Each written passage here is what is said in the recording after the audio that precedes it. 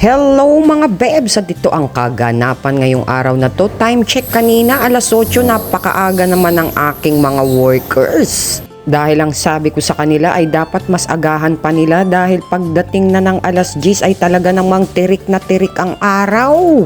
Buti pa ang araw tumitirik. Ako wala na. At ito ang aking foreman na umaakyat ay pagkakita sa akin ay nagpakitang gilas.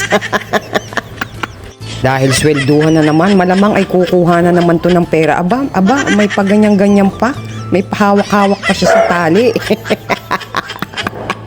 Matagal ko na ring trabahador itong si Sunny. Pagdating dito sa bubong at sa mga kung ano-anong alulod ko, mga gutter ko, ay siya lang talaga, mga bebs. At mahirap nga rin ng trabaho dyan sa bubong. Gawa ng init ng araw ay sobra, mga bebs.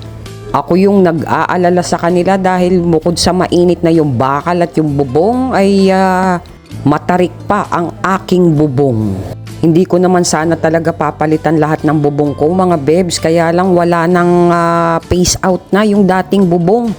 Yan na ang mga lumalabas ngayon. Iba na ang sukat at hindi lumalapad pag pinagpapatong.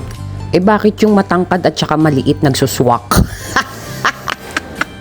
Kita mo mga bebs, so tirik na tirik talaga ang araw. Ang heat index is 40 degrees.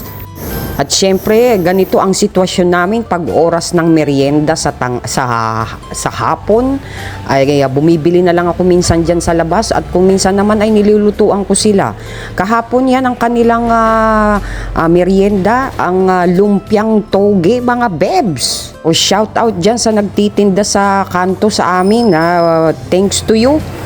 3.20 sa lumpia, abay pwede na mga bebs. Walang kapagod-pagod, walang mantikang gagamitin at walang kalan at dumating pala ang aking parcel. Isa pa ito sa mga nakakaawa, ang ating mga parcel drivers. Siguro nagtataka na itong driver ng parcel na ito dahil halos araw-araw ay lagi akong may delivery. At ito naman ang pamerienda ko sa kanila ngayong araw na to, from Italy with love. Macaroni. Kaya lang wala tayong pa-soft drinks ngayon. Kahapon may pa-soft drinks ako. Wag natin silang ito-tolerate. Baka mamaya tumaas ang kanilang mga sugar. So yelo lang muna ang aking ibinigay. At syempre may kasamang tubig yon. So eksakto alas 3 ay kakain na ang ating mga workers.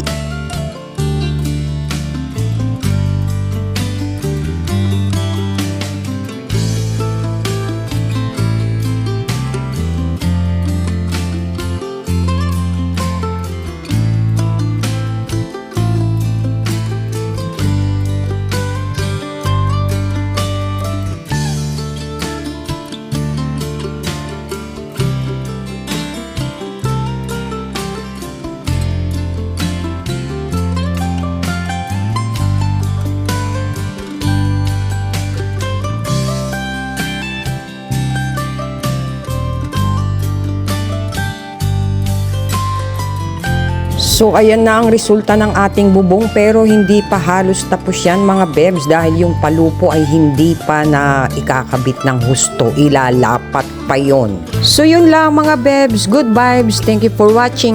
Mwah!